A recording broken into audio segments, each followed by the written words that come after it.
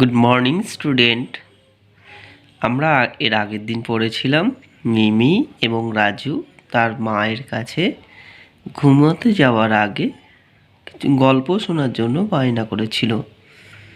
তারপর মা তাদেরকে নিয়ে গল্প বলতে ব্যস্ত থাকে। তারপর করেছিলাম আমরা activity 1 R 2।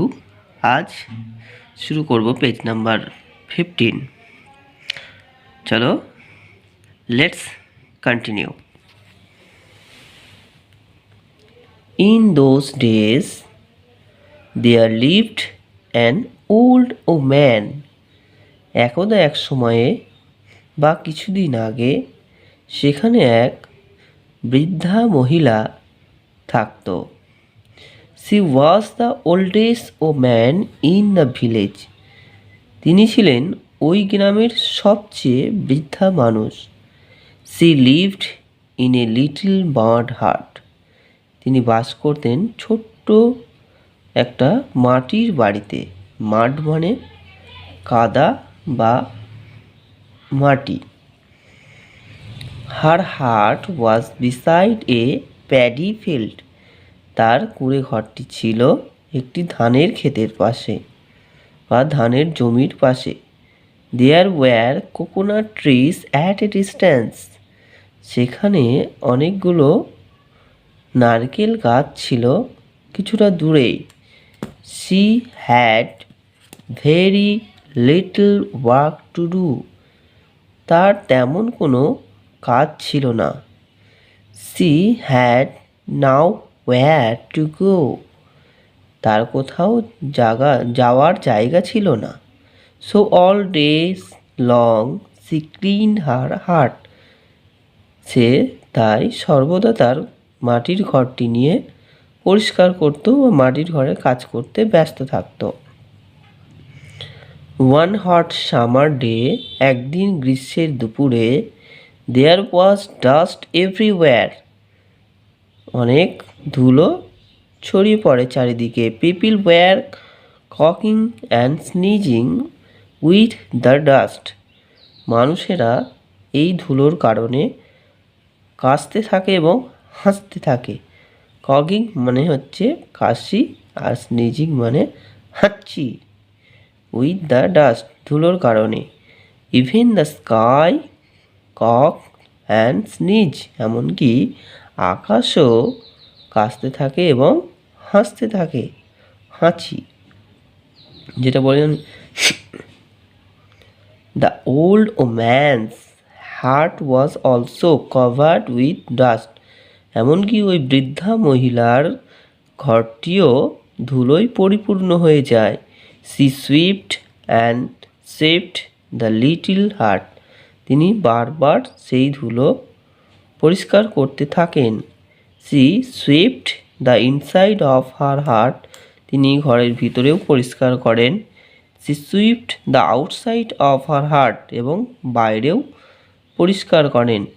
Dust rose all around her in brown clouds. ধুলোতে পরিপূর্ণ ধুলোটা তার চারিদিকে ঢেকে যায়। কার চারিদিকে? আকাশের চারিদিকে ঢেকে যায়। রাইস মানে, রাইসের পাস্ট টেন্স হচ্ছে রোজ। রাইসের পাস্ট টেন্স হচ্ছে rose. Dust rose all around her in brown clouds. ধুলোটা আকাশের উপরে উঠে যায় চারিদিকে ছড়িয়ে।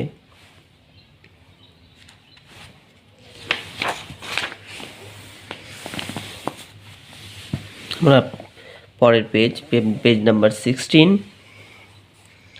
The sky could not breathe easily. এর ফলে আকাশ ভালোভাবে শ্বাস নিতে পারছিল না। The dust got into his nose and made him sneeze. ধুলো তার নাকের মধ্যে ঢুকে গিয়ে হাঁচি তৈরি করছিল। The sneeze shook. সেকের পাস্ট টেন্স হচ্ছে shook. The world, the sneeze সুক the world with its loud sound. এর ফলে তিনি এমন একটা জোরে হাঁচি দিয়েছিলেন। কে দিয়েছিল? স্কাই দিয়েছিল। The sneeze of the sky was thunder. তার এই হাঁচিটাকে কি বলা হয়? বজ্রপাত বা বাজ। People covered their heads and ran indoors in fear. লোকেরা এই আওয়াজের ফলে তারা দৌড়ে ঘরে চলে যায়। কারণ আমরা জানি বাজ পড়লে তার যে বিকট শব্দ হয়, এর ফলে প্রত্যেকেরই ভয় লাগে, পশু পাখি মানুষজন সবারই ভয় লাগে। But the old woman kept on sweeping with her broom. কিন্তু তখন ওই বৃদ্ধা মহিলা তার ঝাঁটা দিয়ে ঝাঁট দিচ্ছিল। ব্রুম, ব্রুম মানে হচ্ছে ঝাঁটা, সুইপিং মানে ঝাঁট দেওয়া। The dust from her broom got into the sky's eyes. এই ধুলোর কারণে, সব সময় ধুলো ফলে ঝাঁট দেওয়ার ফলে কি হয়েছিল? আকাশের চোখের মধ্যে ঢুকে গিয়েছিল। অ্যান্ড মেড দেম ওয়াটার, এবং জল দেখা দিয়েছিল তার চোখে। কার? স্কাইয়ের। দীর্ঘ সময় সে ঝাঁটা দেওয়ার কারণে তার ধুলোগুলো স্কাইয়ের চোখে ঢুকে গিয়েছিল। অ্যান্ড ওয়াটার, জল তৈরি করেছিল। The water fell as drops of rain.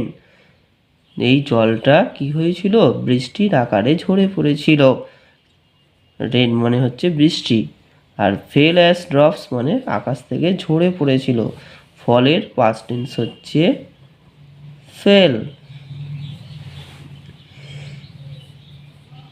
Raindrops fell on the areas she had just swept. তিনি যে জায়গাগুলোতে ঝাড় দিয়েছিলেন সেই জায়গাগুলোতে বৃষ্টির জল ঝরে পড়েছিল। এই দেখো আমরা দেখতে পাচ্ছি এই যে বৃদ্ধা মহিলা, এই যে তার ব্রুম, এই ব্রুম দিয়ে ঝাড় দেওয়ার ফলে এইগুলো হচ্ছে ডাস্ট। এই ডাস্টগুলো এমনভাবে কুণ্ডলি পাকিয়ে গিয়েছিল যে স্কাইয়ের নাকে চোখে মুখে ভর্তি হয়ে গেছিল। আমরা এবার কি দেখব? ওয়াট ট্রুপটা দেখব। মাড মানে হচ্ছে wet earth that is soft and sticky. Mud মানে আমরা আগেই বলেছি কাদা বা মাটি, যেটা হচ্ছে এখানে আর্থকে মাটি বোঝানো হয়েছে। Wet earth that is soft and sticky, যেটা খুব নরম এবং স্যাঁতসেঁতে। সুইপ্ট হচ্ছে clean a surface using a broom. Swept মানে হচ্ছে ঝাড় দেওয়া, মানে কোনো একটা, এখানে বলেছি কি clean a surface using a broom, একটা ঝাঁটার সাহায্যে কিছুটা জায়গা যদি পরিষ্কার করা হয় সেটাকে বলা হচ্ছে সুইপ্ট। রোজ আমরা কি বলেছি? পাস্ট টেন্স অফ রাইস, এর আগেই বলেছিলাম। তাহলে রাইজের পাস্ট টেন্স হচ্ছে রোজ, আর রোজ কথার অর্থ হচ্ছে গট আপ মানে উঠে পড়া। আমরা চলে যাব page number 17। Let's do activity 3। Activity 3-তে বলেছে কি complete the following sentences with words from the text. Text থেকে শব্দ নিয়ে শূন্যস্থানে পূরণ করতে বলেছে। তাহলে আমরা first question, the old woman lived in a. The old woman কোথায় বাস করত? মাড হাট, আমরা একটু আগেই দেখেছি। তাহলে MUD, মাড hut. The hut was beside a paddy field. One hot summer day there was dash everywhere. কি হয়েছিল? কি চারিদিকে ছড়িয়ে পড়েছিল? ডাস্ট। এই ডাস্টের কারণে চারিদিকে সবাই হাঁচি দিচ্ছিল এবং কাশি দিচ্ছিল। The old woman swept her heart with a. The old woman swept her heart with a. ওই ভদ্র মহিলা কি দিয়ে ঝাঁট দিচ্ছিল? ব্রুম।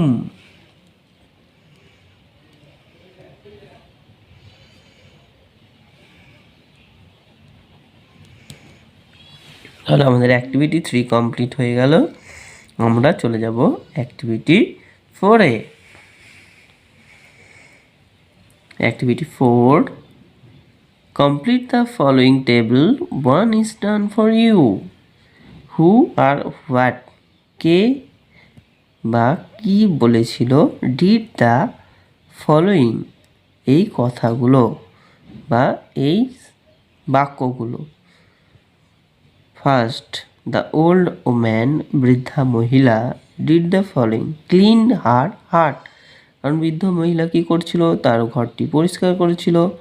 তারপরে নেক্সট, কফড অ্যান্ড স্নিজ, কে কে কেসেছিল এবং হেঁচেছিল। প্রথমে হচ্ছে people, people are the sky, people in the sky coughed and sneezed, rose all around in brown clouds, কি কে ওপরে উঠে গেছিল আকাশে, এটা ডাস্ট।